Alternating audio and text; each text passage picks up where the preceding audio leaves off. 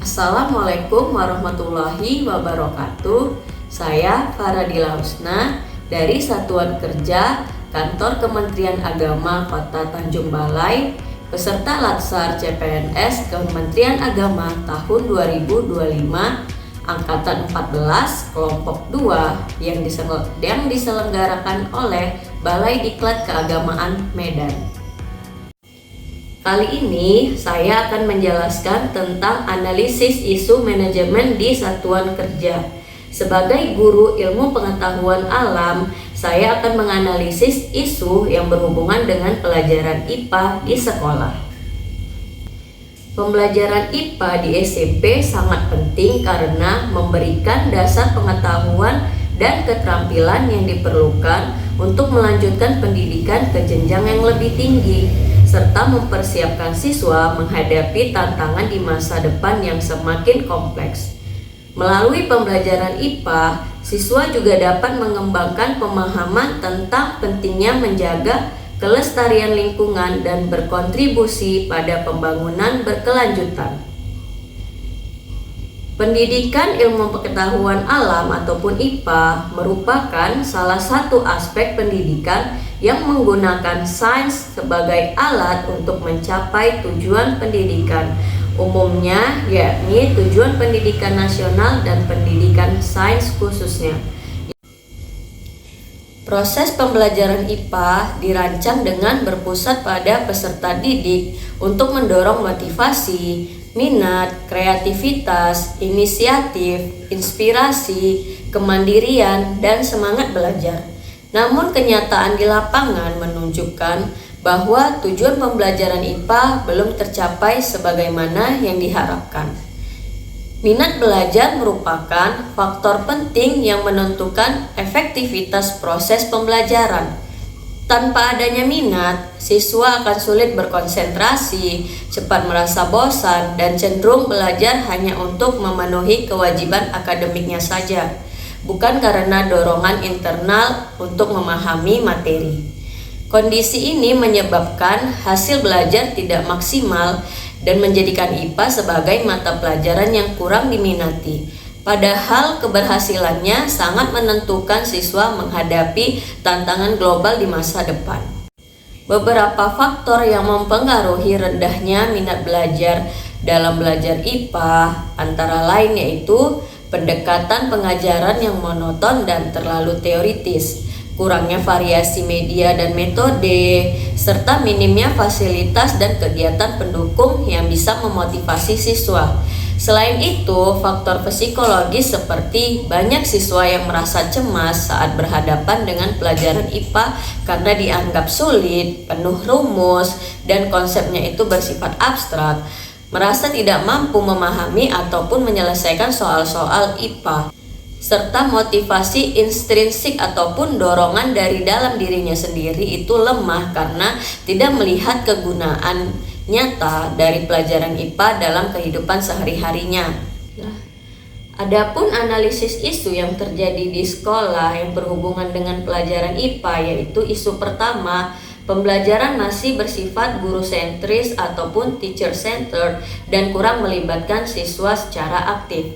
Model pembelajaran yang dominan di kelas masih berpusat pada guru ataupun teacher centered, di mana guru menjadi satu-satunya sumber pengetahuan dan siswa cenderung menjadi penerima pasif. Kondisi ini menyebabkan keterlibatan siswa dalam proses belajar mengajar menjadi sangat minim, padahal keterlibatan aktif siswa merupakan kunci dalam membangun pembelajaran yang bermakna dan berdampak jangka panjang. Dalam konteks kurikulum merdeka ataupun deep learning yang sedang berkembang, menekankan pembelajaran berdiferensiasi dan partisipatif, pendekatan guru sentris ataupun teacher centered menjadi kurang relevan dan perlu diubah. Isu yang kedua yaitu siswa merasa pelajaran IPA itu sulit dan membosankan. Isu ini merupakan puncak dari berbagai permasalahan yang terjadi dalam proses pembelajaran IPA. Banyak siswa yang merasa cemas, frustasi, atau bahkan tidak peduli terhadap pelajaran ini karena mereka tidak memahami materi dengan baik ataupun merasa tidak mampu mengikuti pelajaran. Kebosanan muncul karena proses belajar dianggap monoton, kurang melibatkan siswa secara aktif, dan tidak sesuai dengan gaya belajar mereka. Anggapan bahwa IPA itu adalah pelajaran yang sulit akhirnya membuat mereka memiliki mental block, sehingga siswa enggan mencoba dan lebih memilih untuk menjadi pasif atau sekedar mengejar nilai minimum. Akibatnya, hasil belajar cenderung rendah dan siswa kehilangan minat untuk berkembang dalam keterampilan IPA. Kemudian isu yang ketiga yaitu kurangnya media pembelajaran yang interaktif dan menarik. Media pembelajaran memiliki peran yang penting dalam menciptakan suasana belajar yang menyenangkan dan memudahkan siswa untuk memahami materi. Namun kenyataannya di sekolah banyak penggunaan media itu masih terbatas pada buku teks dan papan tulis. Siswa itu jarang diperkenalkan dengan media berbasis teknologi seperti video pembelajaran, permainan bahasa atau permainan kata ataupun istilah, aplikasi mobile atau platform daring yang mendukung pembelajaran mandiri. Padahal media interaktif tidak hanya membantu siswa lebih memahami materi, tetapi juga meningkatkan keterlibatan dan antusiasme mereka. Tanpa media yang menarik, pembelajaran akan terasa kaku dan tidak menggugah rasa ingin tahu siswa, apalagi bagi generasi global saat ini yang terbiasa dengan visual dan interaktivitas. Isu yang keempat adalah metode pengajaran terlalu teoritis dan tidak kontekstual. Salah satu akar penyebab utama dari rasa bosan dan sulitnya pelajaran IPA adalah pendekatan pengajaran yang masih bersifat konvensional dan teoritis. Dalam banyak kasus, guru lebih fokus pada menjelaskan teori tanpa memberikan pengalaman langsung melalui percobaan, kemudian tidak menghubungkan materi IPA dengan kehidupan sehari-hari, dan belum menggunakan atau memanfaatkan teknologi seperti simulasi digital, presentasi interaktif, ataupun platform pembelajaran online. Padahal pembelajaran IPA di SMP memiliki banyak manfaat bagi kehidupan siswa, termasuk membantu mereka untuk memahami dunia sekitar, mengembangkan cara berpikir logis dan sistematis, serta meningkatkan keterampilan pemecahan masalah. Selain itu, IPA juga membekali siswa dengan pengetahuan yang berguna untuk kehidupan sehari-hari mereka dan pengembangan ilmu pengetahuan teknologi di masa depan. Kemudian isu yang terakhir adalah motivasi intrinsik ataupun dorongan dari dalam diri siswa itu sendiri lemah karena mereka tidak melihat kegunaan nyata dari pelajaran IPA dalam kehidupan sehari-hari mereka. Tanpa motivasi dari dalam, siswa tidak terdorong untuk bertanya, bereksplorasi, ataupun mencoba hal baru. Siswa gagal dalam melihat bahwa ilmu IPA itu penting untuk hal-hal seperti menjaga kesehatan, memahami lingkungan, ataupun teknologi sehari-hari. Motivasi intrinsik siswa itu lemah karena mereka tidak melihat relevansi ataupun hubungan antara apa yang dipelajari di kelas dengan kehidupan nyata mereka. Tanpa pemahaman bahwa ilmu IPA itu membantu menjawab pertanyaan di sekitar mereka, siswa itu cenderung kehilangan minat dan motivasi belajarnya, membuat mereka merasa hal itu hanya memaksa mereka saja. Pembelajaran di SMP itu, pembelajaran IPA-nya memberikan banyak manfaat bagi kehidupan siswa di sekolah. Melalui pembelajaran IPA, siswa dapat memahami berbagai fenomena alam, mengembangkan pengetahuan berpikir logis dan sistematis, serta meningkatkan kesadaran akan pentingnya menjaga lingkungan. Selain itu, IPA juga dapat menumbuhkan rasa ingin tahu dan mendorong siswa untuk aktif dalam proses pembelajaran. Selanjutnya, untuk analisis pemilihan isu, saya menggunakan teknik APKL, yaitu aktual, problematik, khalayak, dan layak. Kemudian dari sini setelah dianalisis, maka untuk isu pertama yaitu pembelajaran masih bersifat guru sentris ataupun teacher centered dan guru kurang melibatkan siswa secara aktif mendapatkan poin 20. Kemudian isu yang kedua yaitu siswa merasa pelajaran IPA itu sulit dan membosankan mendapatkan poin 18. Kemudian untuk isu ketiga yaitu kurangnya media pembelajaran dan yang interaktif dan menarik mendapatkan poin 17.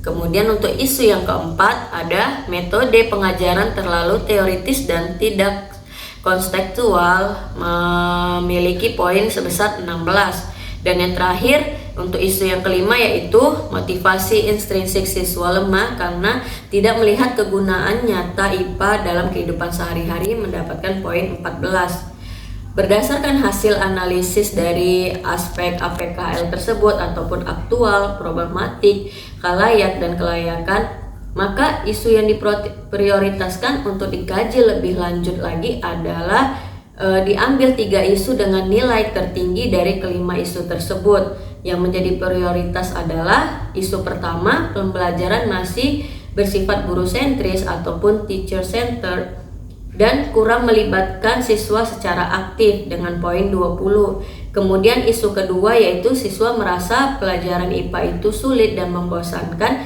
dengan poin 18. Dan isu ketiga itu yaitu kurangnya media pembelajaran yang interaktif dan menarik mendapatkan poin 16.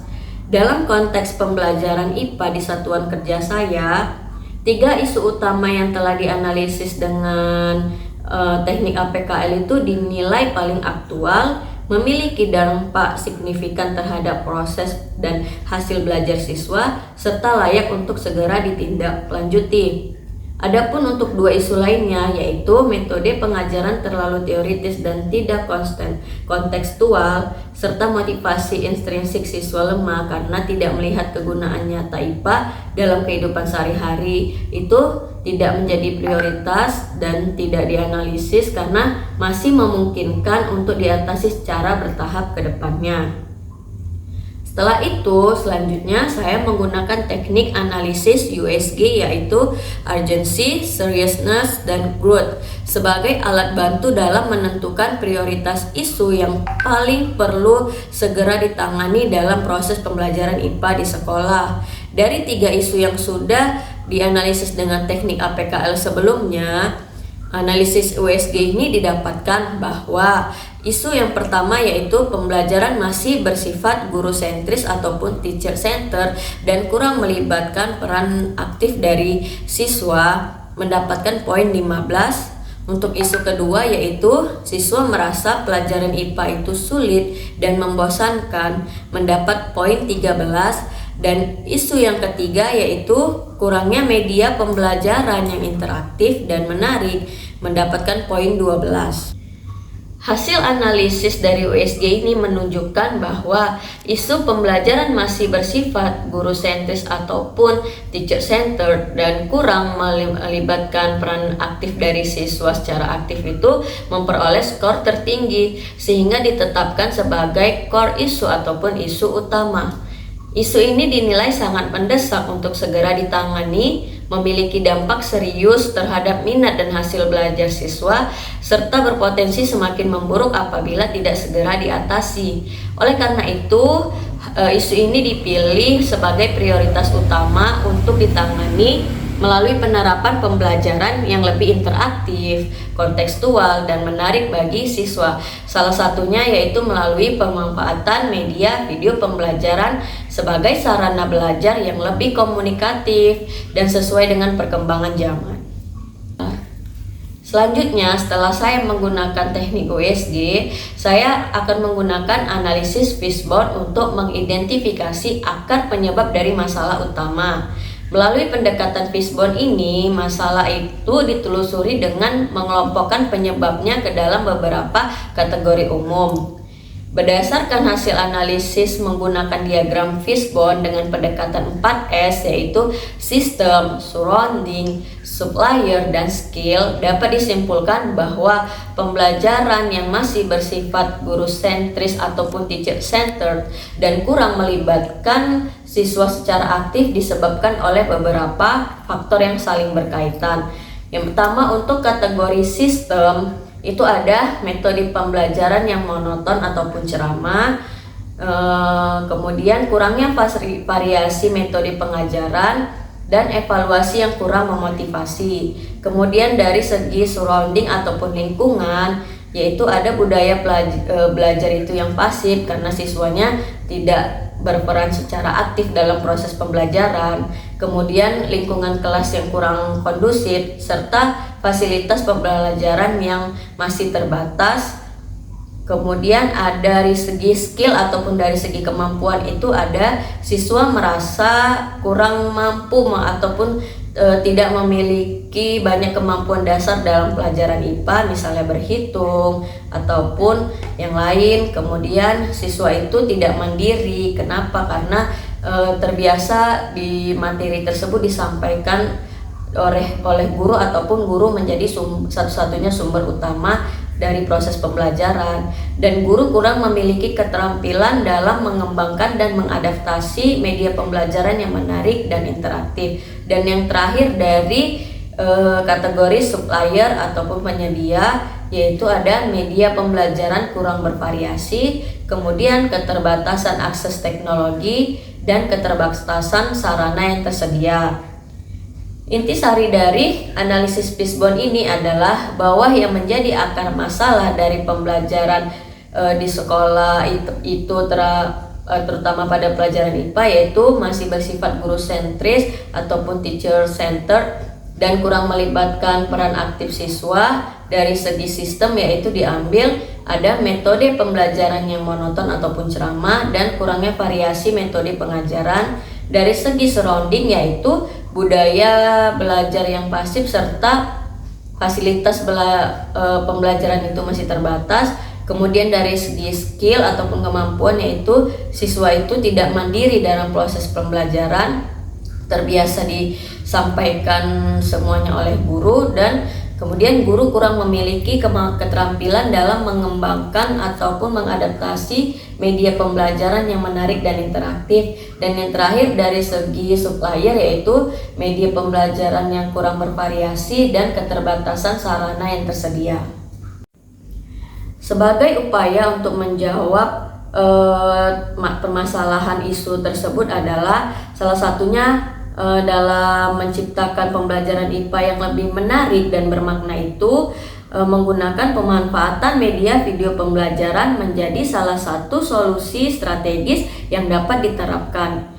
Media video pembelajaran mendorong partisipasi aktif siswa, memperkuat pemahaman terhadap konsep-konsep IPA melalui dialog dan narasi yang kontekstual, serta menjadi sarana pembelajaran alternatif yang fleksibel dan sesuai dengan karakter generasi digital. Selain itu, penggunaan video pembelajaran juga membantu guru mengintegrasikan teknologi secara kreatif ke dalam proses pembelajaran sehari-hari, sekaligus menciptakan suasana belajar yang lebih interaktif dan menyenangkan.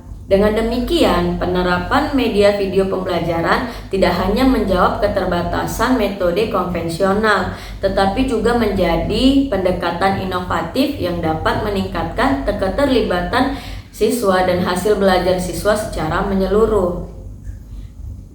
Mengapa video pembelajaran itu dianggap layak dan bisa dijadikan solusi? Karena media video pembelajaran ini dipilih sebagai salah satu bentuk inovasi pembelajaran interaktif yang strategis dan sesuai dengan karakteristik generasi digital saat ini. Pembelajaran dapat digunakan untuk menyampaikan materi secara menarik, bisa juga diselingi dengan diskusi ringan ataupun refleksi dari materi, sehingga siswa itu bisa mendengarkan, memahami, ataupun merespon materi dengan cara yang lebih fleksibel dan menyenangkan bagi mereka. Selain sebagai sumber belajar, video pembelajaran juga dapat dijadikan sebagai sarana kolaboratif antara guru dengan siswa dalam menciptakan konten pembelajaran yang bermakna ataupun membuat pembelajaran di sekolah itu menjadi lebih melekat kepada siswa-siswa kita. Diharapkan penerapan media video pembelajaran ini mampu meningkatkan keterlibatan dan partisipasi aktif dari siswa tersebut, memperdalam pemahaman materi, serta bisa membangun pembelajaran itu yang lebih aktif, kontekstual, dan relevan dengan kehidupan sehari-hari. Demikian hasil analisis isu di manajemen di satuan kerja di lingkungan sekolah saya, dan berikut gagasan yang bisa saya berikan dan telah saya sampaikan. Terima kasih banyak atas perhatiannya. Saya ucapkan Assalamualaikum warahmatullahi wabarakatuh.